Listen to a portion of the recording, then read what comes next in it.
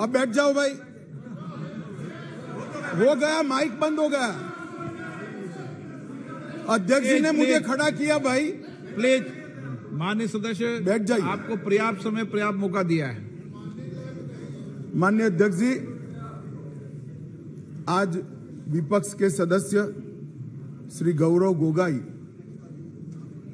जो अविश्वास प्रस्ताव लेकर सदन में उपस्थित हुए थे, इस पर मैं मेरे विचार व्यक्त करने के लिए खड़ा हुआ हूं।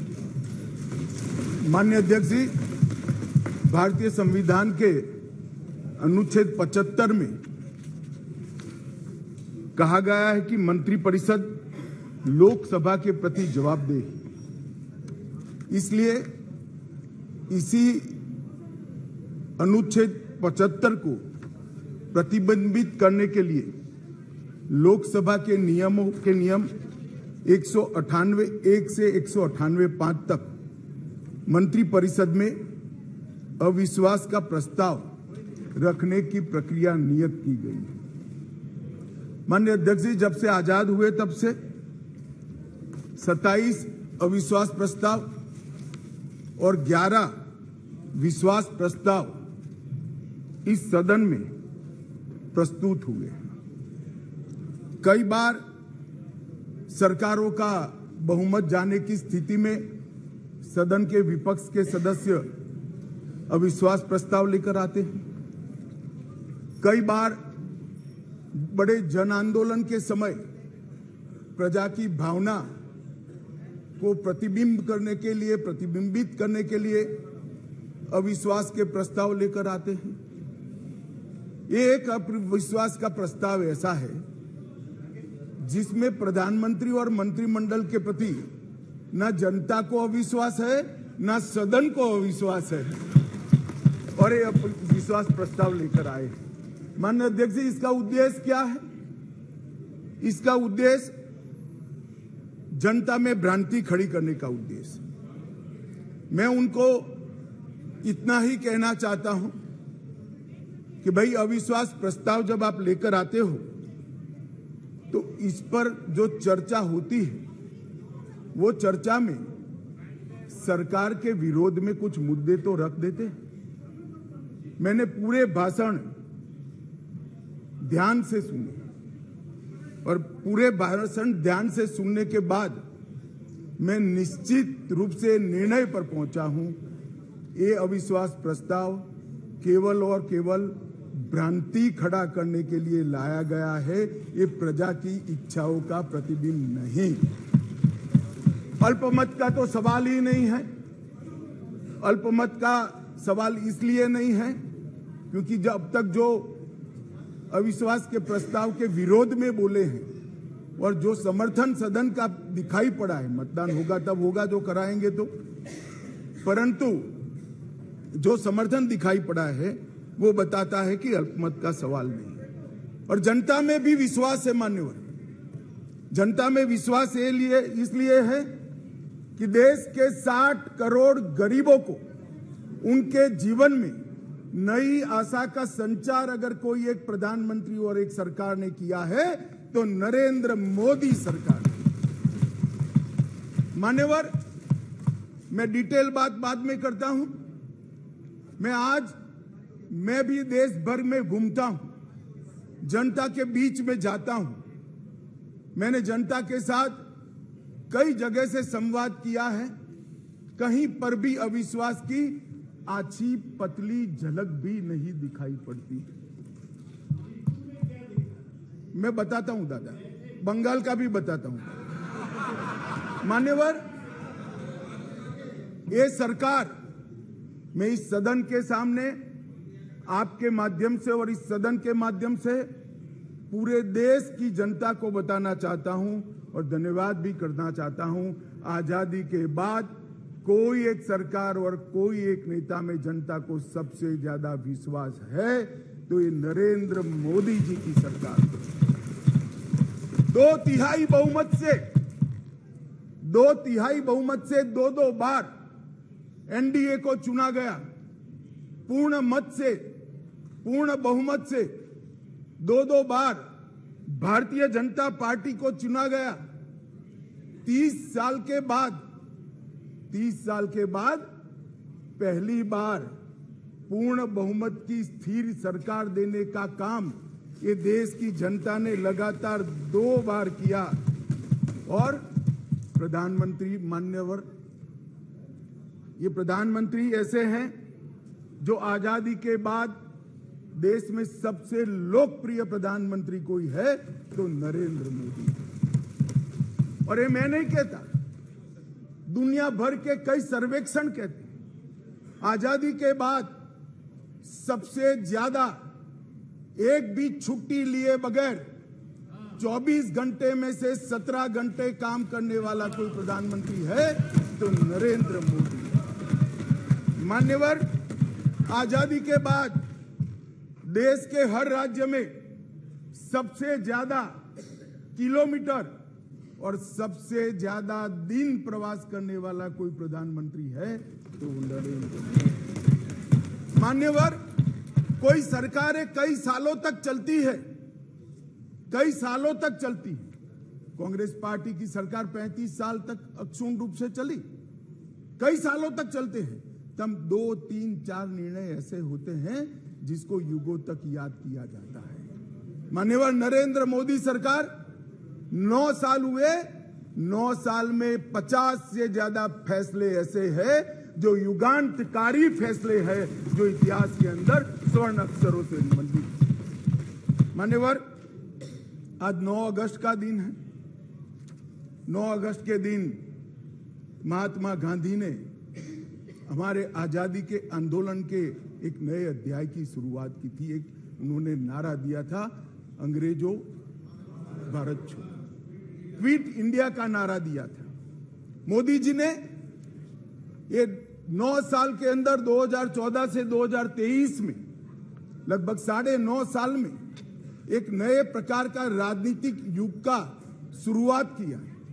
मान्यवर, लगभग 30 साल से इस देश की राजनीति भ्रष्टाचार, परिवारवाद और तुष्टीकरण के नासूर से ग्रसित रही। सारे के सारे जनादेश, कोई भी चुनावी विजय पराजय के आंकड़ों के एनालिसिस करने वाले पंडित सारे जय पराजय को देख ले। मोदी जी के 2014 के विजय के पहले सारे जय पराजय या तो भ्रष्टाचार से प्रभावित थे, भ्रष्टाचार किया इसको हटाने के लिए आए, या तो परिवारवाद से प्रभावित थे, परिवारवाद के पीछे जातिवाद का एक अनवरत संतान भी होता है, और तुष्टीकरण से प्रभावित जनादेश थे। भारतीय लोकतंत्र को ये 3 नासूरों ने घेर लिया था। नरेंद्र मोदी जी ने भ्रष्टाचार, परिवारवाद और तुष्टीकरण को हटाकर पॉलिटिक्स ऑफ परफॉर्मेंस को तरजीह दी, और आज विकास जनता के फैसलों का निर्णय करता है। मगर फिर भी कहीं कहीं दूर तक भ्रष्टाचार भी बैठा है, बच गया है, परिवारवाद तो दिखाई ही पड़ता है, और तुष्टीकरण की राजनीति भी चलती है। इसलिए मोदी जी ने आज नारा दिया है, भ्रष्टाचार क्विट इंडिया, परिवारवाद क्विट इंडिया, तुष्टीकरण क्विट इंडिया। मान्यवर, अगर भ्रष्टाचार, परिवारवाद और तुष्टीकरण एक क्विट इंडिया अगर कर लेते हैं तो इस देश की राजनीति में मोदी जी ने 2014 से एक नए युग की शुरुआत करी है, विकास के युग की। वो हमारे स्वतंत्रता सेनानियों के कल्पना के भारत की निर्मित 2047 के बहुत साल पहले कर देगी, इसका मुझे पूरा विश्वास है। मान्यवर, अविश्वास का प्रस्ताव एक संवैधानिक प्रक्रिया है, हमें कोई आपत्ति नहीं। विपक्ष का उद्देश्य है कोई भी हो, विपक्ष का अधिकार है अविश्वास का प्रस्ताव ले आते हैं। और मैं तो कई बार मानता हूं कि अविश्वास प्रस्ताव से पार्टियों के और गठबंधनों के चरित्र उजागर होते हैं। कई बार अविश्वास प्रस्ताव आए, मैंने जैसे पहले कहा, मैं 3 अविश्वास प्रस्ताव का जिक्र करना जरूर चाहूंगा। 2 अविश्वास प्रस्ताव है यूपीए सरकार के खिलाफ, जो हम विपक्ष में थे तब लेकर आए थे, और 1 अविश्वास प्रस्ताव एनडीए सरकार के खिलाफ था, जो यूपीए जब विपक्ष में थी तब ले गए। 1993 जुलाई में नरसिम्हा राव जी की कांग्रेस की सरकार थी, उसके खिलाफ अविश्वास प्रस्ताव आया। अब सरकार बचानी होती है, नरसिम्हा राव जी को बचानी थी। कांग्रेस का मूल सिद्धांत है एन केन प्रकारेण सत्ता में बने रहना, सत्ता में बने रहने का प्रयास करना। ना इसके लिए सिद्धांत होते हैं, ना नीतियां होती है, ना औचित्य होता है। मान्यवर नरसिम्हा राव जी की सरकार अविश्वास प्रस्ताव जीत गई और बाद में कई लोगों को जेल की सजा हुई, स्वयं नरसिम्हा राव जी को हुई, क्योंकि झारखंड मुक्ति मोर्चा को घूस देकर अविश्वास प्रस्ताव पर विजय प्राप्त करी। आज कांग्रेस भी वहां बैठी है और झारखंड मुक्ति मोर्चा भी वहां बैठा है। मान्यवर 2008 में मनमोहन सिंह जी विश्वास प्रस्ताव लेकर आए। विश्वास प्रस्ताव के वक्त भी एक बार यहां पर बरोबर देश में वातावरण हो गया था कि इनके पास बहुमत नहीं है, बहुमत था भी नहीं।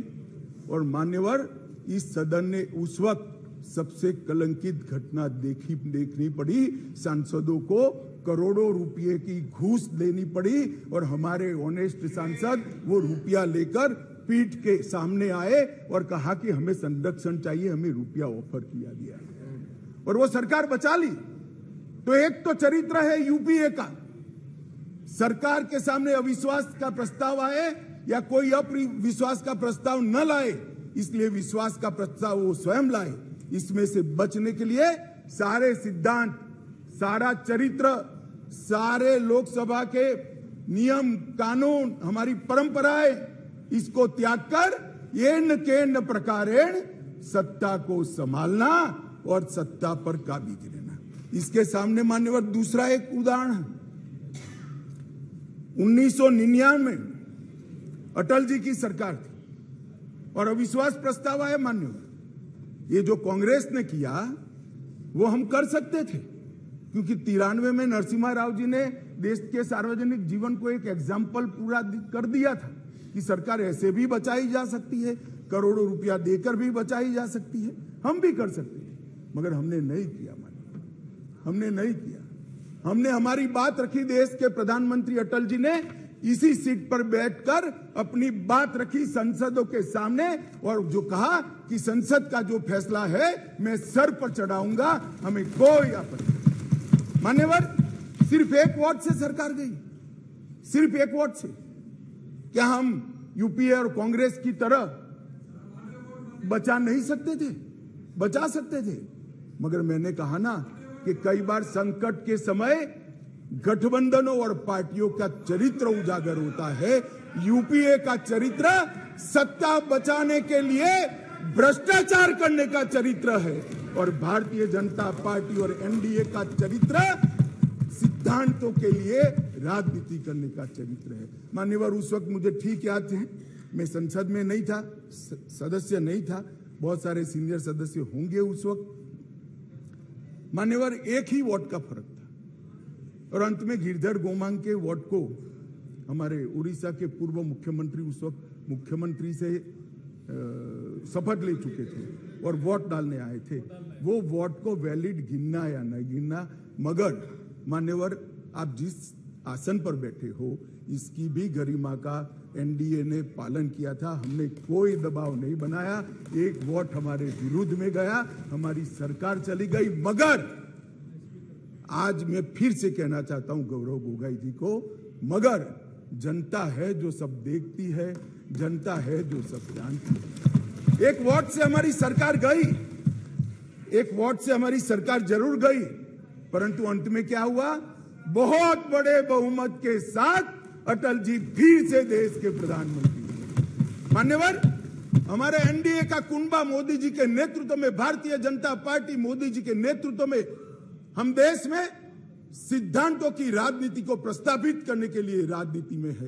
एन केन प्रकारेण सत्ता को बचाने के लिए राजनीति के अंदर नहीं है। और ये दो चरित्र आज इस अविश्वास प्रस्ताव पर की चर्चा के माध्यम से मैं 130 करोड़ की जनता को याद कराना चाहता हूं।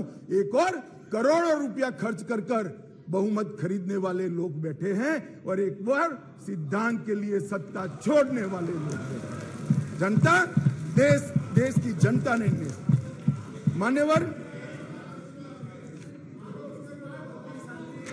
अरे शुरुआत है, धैर्य रखो, काफी सुनना पड़ेगा। सुरेश जी, ये तो ट्रेलर है, अभी ट्रेलर है। मान्यवर, अभी बात निकली गरीब कल्याण की। हमारी साथी मंत्री अनुप्रिया जी गरीब कल्याण के सारी बातें बता रही थी। मान्यवर, गरीबी हटाओ का नारा दिया, सालों तक गरीबी हटाओ के नारे के आधार पर देश की भोली भाली गरीब जनता का विश्वास प्राप्त किया और वोट लेते रहे, जीतते रहे, गरीबी जस की तस रह गई। नरेंद्र मोदी जी ने कोई बड़े बड़े वादे नहीं किए, परंतु नरेंद्र मोदी जी के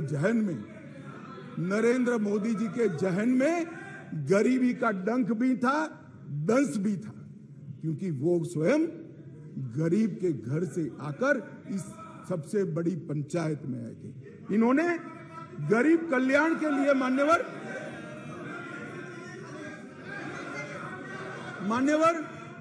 इन्होंने गरीब कल्याण के लिए ढेर सारे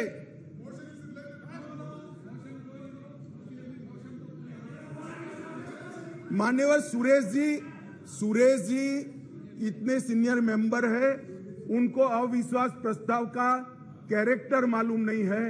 आप जब अविश्वास प्रस्ताव लेकर आते हो तो सरकार के समग्र कामकाज पर क्वेश्चन मार्क करते हो, और क्योंकि ये क्वेश्चन मार्क पॉलिटिकली मोटिवेटेड है, इसलिए मुझे सरकार के परफॉर्मेंस की चर्चा करनी पड़ेगी। मान्यवर, इस देश के करोड़ों गरीबों के नसीब में जब तक मोदी जी प्रधानमंत्री नहीं बने, धुएं से भरा हुआ घर था। मोदी जी ने 9.6 करोड़ 9 करोड़ 60 लाख गरीब महिलाओं के घर में गैस का सिलेंडर भेजा और उसकी झूंपड़ी को धुएं से मुक्त कराने का काम किया। मान्यवर, 11 करोड़ परिवार ऐसे थे, दुनिया में कोई विचार नहीं कर सकता। कई देशों की आबादी 11 करोड़ से आधी भी नहीं है, 5वें हिस्से की भी नहीं है, परंतु 11 करोड़ परिवार ऐसे थे जिनके पास मान्यवर शौचालय नहीं था। हर रोज वो घर की महिलाएं आहत होती थी। मान्यवर, इनका दर्द 55 सालों तक ये यूपीए कांग्रेस ने नहीं जाना। नरेंद्र मोदी जी प्रधानमंत्री बने और 9 साल के अंदर 11 करोड़ 72 लाख परिवारों को शौचालय देने का काम। मान्यवर, देश के बहुत बड़े तबके में और विशेषकर गरीब के घर में, दलित के घर में, आदिवासी के घर में, पिछड़े के घर में, झोंपड़ पट्टी में शुद्ध पीने का पानी नहीं मिलता, फ्लोराइड युक्त पानी पीते थे, भरी जुआनी में बूढ़े हो जाते थे, बाल सफेद हो जाते थे, हड्डियां टेढ़ी हो जाती थी। मान्यवर, मोदी जी ने हर घर नल के माध्यम से 12.65 लाख करोड़ मतलब 12 करोड़ 65 लाख घरों में जल से नल पहुंचाने का काम समाप्त। मान्यवर, ये हमेशा बोलते हैं, अभी भी चुनाव में कहते हैं कि हम किसानों का कर्ज माफ करेंगे, किसानों का कर्ज माफ करेंगे। मान्यवर, मैं पूछना चाहता हूं, 10 साल में कितना कर्ज माफ करा भाई? 4 से 14 तक आप 10 साल रहे, कितना मार्च करा? 70,000 करोड़, ठीक है ना? 70,000 करोड़। इसमें से भी 35,000 करोड़ तो नीचे बाकी रह गया है, मगर चलो मान ही ले कि 70,000 करोड़ किया। हम किसी का कर्ज माफ करने में विश्वास नहीं करते हैं, उसको कर्ज ही न लेना पड़े, ऐसी व्यवस्था। मान्यवर, इस देश के 14.5 करोड़ किसानों को 2,40,000 करोड़ रुपया इसके बैंक अकाउंट में डाला। अब देश के किसान तय करे कि एक और 70,000 करोड़ का कर्ज की लॉलीपॉप देने वाली यूपीए सरकार, और एक बार सम्मान के साथ इसके घर में सम्मान के साथ इलेक्ट्रॉनिक तरीके से 2,40,000 करोड़। मान्यवर, मैं आज और स्पष्टता करना चाहता हूं, ये रेवड़ी नहीं है, ये रेवड़ी नहीं है। हमने ये करने से पहले एक सर्वे किया कि 2.5 एकड़ से कम जिसकी जोत है वो किसान को कितना खर्चा बेसिक खेती के काम के लिए आता है, क्योंकि वो तो मजदूर रखता नहीं है, स्वयं ही बेचारा मेहनत करता है। इरिगेशन, बीज और खाद का कितना खर्चा आता है, तो 2.5 एकड़ से कम जिसकी जोत है इसका खर्चा 6,000 आता है। मोदी जी ने 6,000 रुपया इसको दे दिया। भैया तुम ऋण ही मत, आपने तो एक बार किसान को ऋण मुक्त किया, मोदी जी ने पूरे जीवन के लिए उसको ऋण मुक्त करने का काम किया है। मान्यवर, इस देश में 50 करोड़ लोग ऐसे, करीब 60 करोड़ लोग जिनके घर में बीमारी आ जाए तो पिताजी की मृत्यु हो जाएगी इसका डर नहीं लगता था, इलाज का खर्च कितना आएगा इसका डर लगता था, और वो पूरा परिवार ऋण के बोझ के तले दब जाता था।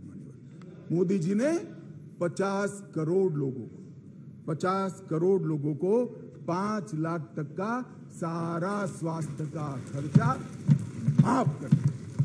आज देश के किसी भी गरीब के घर में बीमारी आती तो 5 लाख तक का सारा इलाज, चाहे ऑपरेशन करना हो, चाहे दवाइयां देनी हो, चाहे टेस्ट कराना हो, वहां तक कि अस्पताल से घर जाने के रिक्शा के 200 रुपया भी हम दे रहे हैं। 5 लाख रुपया हर परिवार को। मान्यवर, जब हमने बैंक का अकाउंट खोलने की जनधन योजना लेकर आए तब मजाक उड़ाया जाता था। हमारे बिहार के मुख्यमंत्री नीतीश कुमार जी ने हमारा कड़ा मजाक उड़ाया कि अकाउंट तो खोल दिया, अंदर क्या डालेगा, जरा बॉनी तो कराओ। नीतीश बाबू, आज मेरी बात सुन लीजिए, हमने 49 करोड़ 65 लाख बैंक अकाउंट खोले जिसमें 2 लाख करोड़ गरीबों के जमा है, और राज्य सरकार और केंद्र सरकार की 300 से ज्यादा योजनाओं का पैसा डीबीटी के माध्यम से जनधन अकाउंट में ट्रांसफर होता है। मगर साहब, ये जनधन योजना का क्यों विरोध कर रहे थे, समझने जैसी बात है। एक बार इस देश के तत्कालीन प्रधानमंत्री ने कहा था, जो यूपीए से ही थे, उन्होंने कहा था कि मैं दिल्ली से 1 रुपया भेजता हूं, 15 पैसे पहुंचते हैं।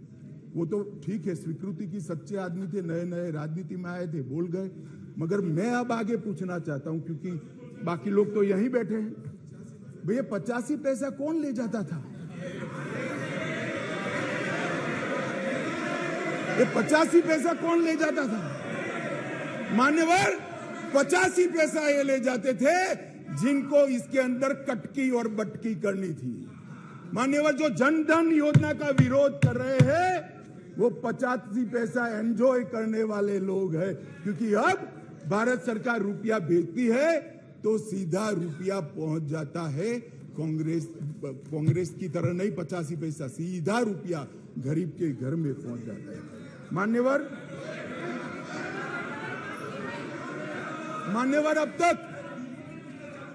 अब तक जनधन योजना, भाई आप योजना तो बनाते हो, करते नहीं हो। बैठो, बताता हूं, मैं बताता हूं, बैठो ना, अरे बैठो ना। मान्यवर कह रहे डीबीटी किसने चालू किया, अब कहेंगे जीएसटी किसने चालू किया, अब कहेंगे गरीबी हटाओ किसने कहा। आपने कहा सब कुछ किया, कुछ नहीं किया हमने है। आप तो कहते ही रह गए। मान्यवर, 25 लाख करोड़ रुपया इस देश की 130 करोड़ की जनता इसको सीधा प्रसारण देख रही। मैं आपके माध्यम से देश की जनता को बताना चाहता हूं, 1 पैसे के कमीशन के बगैर, कटकी के बगैर 25 लाख करोड़ रुपया देश के गरीबों के बैंक अकाउंट में सीधा ट्रांसफर।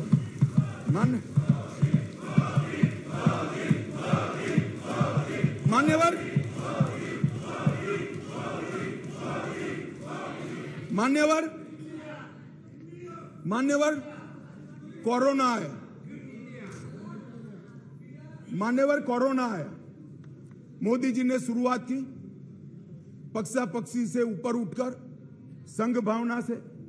ये पूरे समाज की लड़ाई है, पूरी दुनिया की लड़ाई है, पूरे देश की लड़ाई है। पक्षा पक्षी में नहीं पड़ना चाहिए। सबको साथ में रखकर कोरोना के खिलाफ की लड़ाई की शुरुआत हुई। और मैं आज भी कहता हूं, मैं आज भी मानता हूं कि कोरोना के खिलाफ भारत सफलता से लड़ पाया है। उसका एकमात्र कारण है सभी जगह दुनिया में कोरोना के खिलाफ सरकारें लड़ी। भारत में केंद्र सरकार, राज्य सरकार और 130 करोड़ लोग एक साथ लड़े हैं। इसलिए मगर जब वैक्सीनेशन आया और उनको लगा कि तो देश बच जाएगा, तो मोदी वैक्सीन मैं दो नेताओं को बरोबर याद है, समाजवादी पार्टी के अखिलेश जी और राहुल जी। दोनों ने कहा है तो मोदी वैक्सीन है, देखो लेना मत, टेस्टिंग भ्रांति। और मान्यवर अब बैठ गए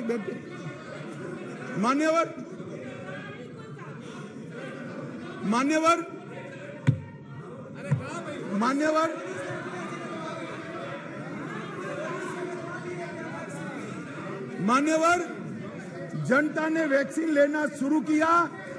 मोदी सरकार ने चाय पिलाकर वैक्सीन दी, फ्री ऑफ कॉस्ट वैक्सीन दी। पहला डोज दिया, दूसरा डोज दिया और 130 करोड़ लोगों को दोनों डोज लगाकर कोरोना से बचाने का था। मान्यवर, इसके साथ साथ उस वक्त रोजगारी के प्रश्न खड़े हुए, लॉकडाउन का भी विरोध किया गया। मान्यवर, लॉकडाउन का भी विरोध किया गया।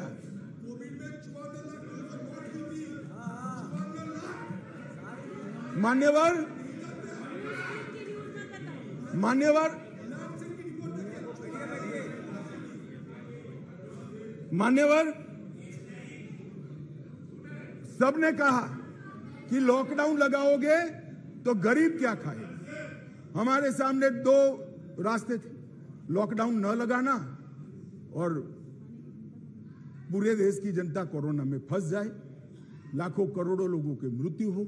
लॉकडाउन भी लगाया, उसको भूखा भी नहीं रखा। मान्यवर, 80 करोड़ लोगों को प्रति व्यक्ति प्रति माह 5 किलो अनाज ये लॉकडाउन के समय में हमने गरीब के घर में पहुंचाया और उसका चूल्हा चला करा। और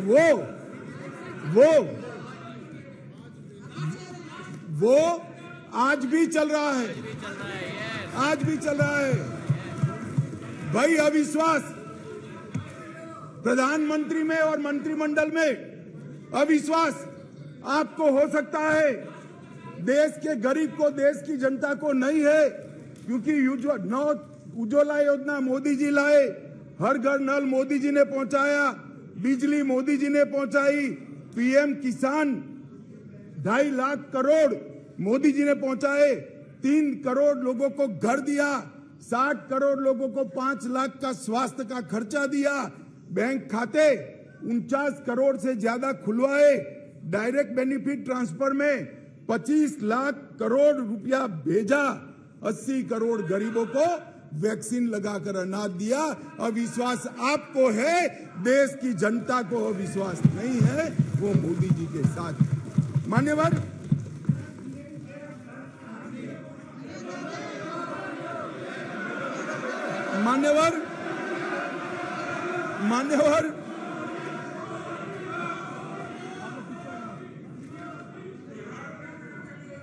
अध्यक्ष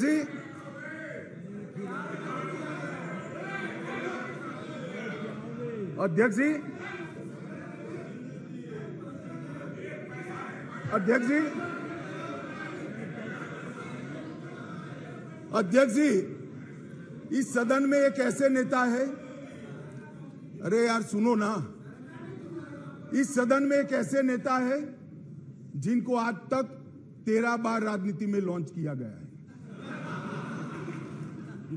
और 13 ही बार फेल गए। उनका एक लॉन्चिंग मैंने देखा है, उनका एक लॉन्चिंग यहां सदन में हुआ था।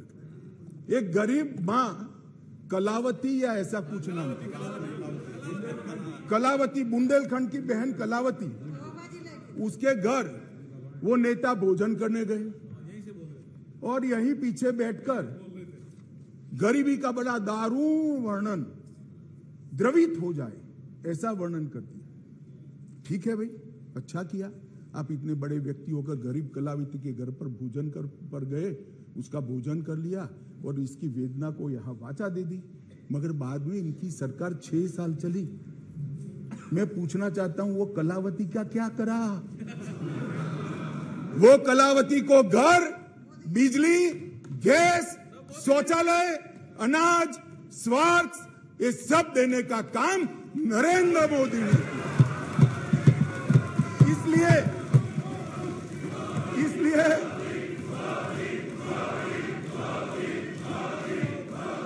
इसलिए जिस कलावती के घर पर आप भोजन पर गए हो, इसी को भी मोदी जी पर अविश्वास नहीं है, वो आज मोदी जी के साथ है। मान्यवर, राष्ट्रीय पिछड़ा वर्ग आयोग बनाया, पिछड़ा वर्ग को संवैधानिक मान्यता दी, आर्थिक रूप से कमजोर लोगों को 10% का रिजर्वेशन इतने सालों के बाद पहली बार मिला और 2 बार राष्ट्रपति बनाने का उम्मीदवार चयनित करने का हमें मौका मिला। सत्ताधारी पार्टी एनडीए ने, बीजेपी ने एक बार दलित और एक बार आदिवासी भारत में प्रथम बार एक गरीबों के लिए काम करने वाली ये सरकार है। नरेंद्र मोदी जी ने गरीब कल्याण का जो यज्ञ चलाया है, इससे गरीब के घर में जाते हैं तो वो दिन मित्र कर कर नरेंद्र मोदी को बुलाते हैं। गरीब अपने आप को अब मोदी जी में अपना मित्र ढूंढता है। मान्यवर, ये इसलिए मैं कह रहा हूं, अविश्वास आपको है, देश की जनता को अविश्वास नहीं है। मान्यवर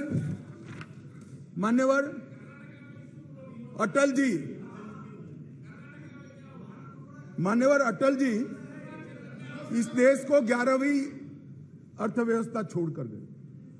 अब अटल जी तो जन नेता थे, ज्यादातर सांसदों की तरह कार्यकर्ता के नाते काम करते करते, आइडियोलॉजी का प्रचार करते करते देश के प्रधानमंत्री बने। 6 साल तक चलाया, 6 साल में 15वें नंबर से 11वें नंबर पर लाए, फिर एक अर्थशास्त्री प्रधानमंत्री बने। यूपीए की सरकार आई, मैं उनका धन्यवाद करना चाहता हूं कि 11वें नंबर से 12वें नंबर पर नहीं ले गए, उन्होंने 11वां नंबर संभाल कर रखा। और फिर नरेंद्र मोदी जी आए। ढेर सारे पंडित कहते थे मोदी जी देश का अर्थतंत्र कैसे संभालेंगे, मनमोहन सिंह चौपट कर गए हैं, सारे ग्राफ उल्टे हैं, सारे पैरामीटर्स आउट ऑफ कंट्रोल हैं।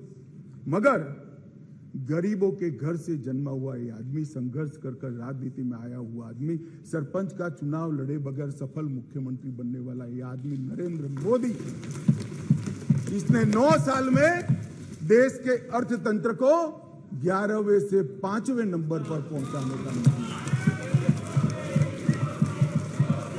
और मान्यवर मुझे भरोसा है, मुझे तो भरोसा है, मेरे ज्यादातर साथी चुनकर भी आएंगे, वो भी देखेंगे, फिर से एक बार मोदी जी प्रधानमंत्री बनेंगे और देखते देखते 2027 तक देश दुनिया का 3रा नंबर का अर्थतंत्र। मान्यवर, पर मैं नहीं कहता, IMF भी कहता है, सारे सर्वेक्षण वाले विश्व भर के कहते हैं कि डार्क जोन में ब्राइट स्पॉट अगर कोई है, ब्राउन स्पॉट कोई है, तो भारत का अर्थतंत्र है ना। अभी नहीं कह सकते, बैठ जाओ, नियम आपको मालूम होना चाहिए, नियम पढ़ लीजिए, अभी नहीं कर सकते। अरे भाई, आपकी पार्टी ने आपका नंबर ही बोलने में नहीं रखा है, क्या खड़े हो कर बोलते हो? आप लीडर ऑपोजिशन हो ना, आप चर्चा शुरू करते हो ना, बोलने देते हैं आपको। अब मेरे भाषण में क्यों बोल रहे हो आप? आपको बोलने नहीं देते आपके पार्टी वाले। बैठ जाओ। मान्यवर,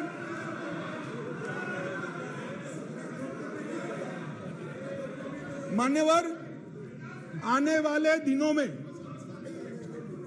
आने वाले सालों में और आने वाले दशकों में दुनिया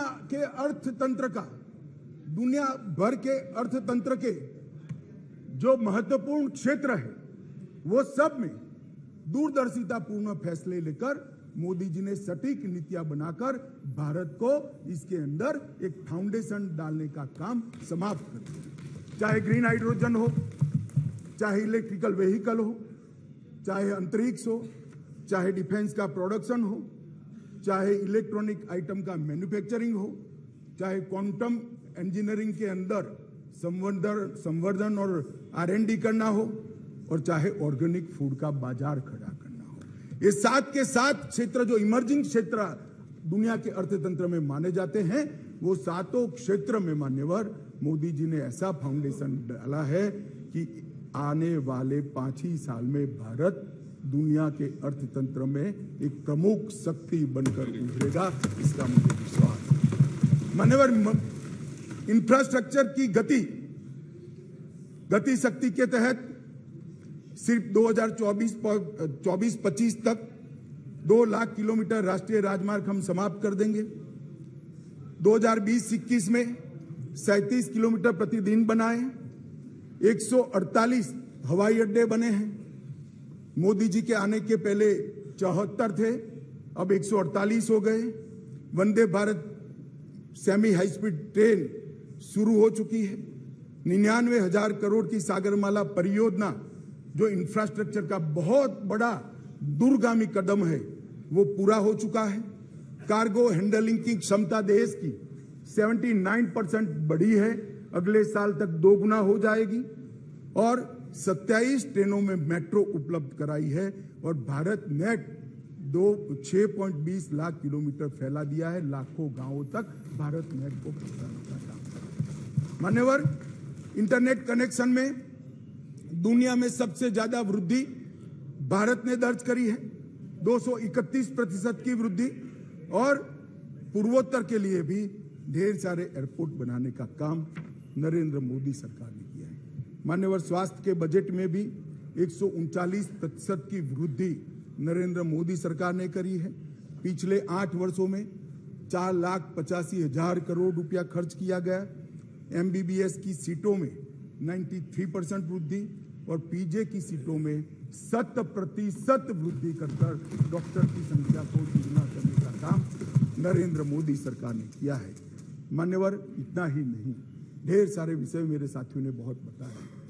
मुझे अभी मणिपुर पर भी बात करनी है। मान्यवर, नरेंद्र मोदी जी ने समग्र विश्व के अंदर नरेंद्र मोदी जी ने भारत का सम्मान बढ़ाने का काम किया है। मान्यवर, क्लाइमेट चेंज हो या टेररिज्म, ग्लोबल नैरेटिव सेट करने का काम आज अगर कोई एक देश कर रहा है तो हमारा महान भारत कर रहा है। मान्यवर, G20 का नेतृत्व जब हमें मिला, बहुत सारे देशों को मिला, एक ही शहर में कार्यक्रम करे। आज G20 के कार्यक्रम 55 स्थानों पर कर पूरे विश्व को भारत की संस्कृति से परिचित कराने का काम नरेंद्र मोदी जी ने किया है। और साहब, इन लोगों को पसंद नहीं आता, इसलिए अविश्वास विश्व भर में एक ही ऐसा नेता है जिसको 14 राष्ट्रों का सर्वोच्च सम्मान मिला है। मैं फिर से, वैसे तो व्यक्तिगत सम्मान मिला है, मगर महान सदन में कहना चाहता हूं, मोदी जी और भारतीय जनता पार्टी की भावना है, ये 14 राष्ट्रों ने जो सर्वोच्च सम्मान दिया है, ये देश की 130 करोड़ की जनता का सम्मान, भारत का सम्मान जो नरेंद्र मोदी जी को मिला है। इसलिए आपको भले अविश्वास हो, देश की जनता को अविश्वास नहीं। मान्यवर, इस चुनाव में पता चल जाएगा दादा, इस चुनाव के काउंटिंग में पता हो चल जाएगा, और फोन करना मुझे। मान्यवर, मान्यवर, देश की सुरक्षा यूपीए की सरकार थी, 2004 से 2014 तक चली। आए दिन आतंकवादी घुस जाते थे, आलिया मालिया जमालिया घुसते थे और जवानों के सर काट कर ले जाते थे। और इस सदन के अंदर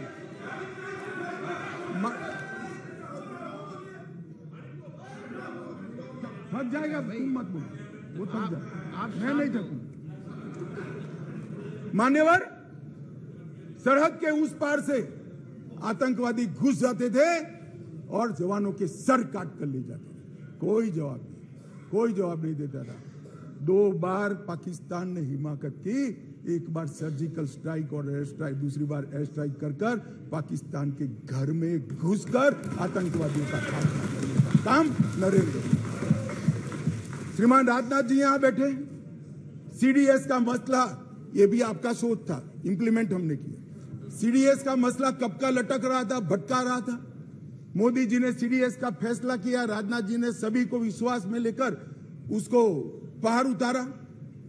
2016 में सर्जिकल स्ट्राइक और एयर स्ट्राइक किया और खरीदी के अंदर, डिफेंस के अंदर जिस प्रकार के परिवर्तन हुए, मान्यवर, मैं आपको बताता हूं, जितने भी घोटाले, मैं बाद में घोटाले बताता हूं यूपीए के, जितने भी घोटाले हुए हैं, इसमें सबसे ज्यादा करप्शन रक्षा की खरीदी में हुआ। मगर मोदी जी के नेतृत्व में हमारे रक्षा मंत्री जी ने 4100 आइटमों को इंपोर्ट की नेगेटिव लिस्ट में डालकर यहां उत्पादन किया। और आत्मनिर्भर भारत की रचना कैसी होती है, इसकी नींव कैसे डाली जा सकती है, डिफेंस जैसे अति टेक्नोलॉजी वाले और स्पर्धात्मक क्षेत्र में इसको कर नरेंद्र मोदी जी ने आज भारत का रक्षा उत्पादन न केवल भारत, कई देशों के लिए आकर्षण का केंद्र बना है और भारत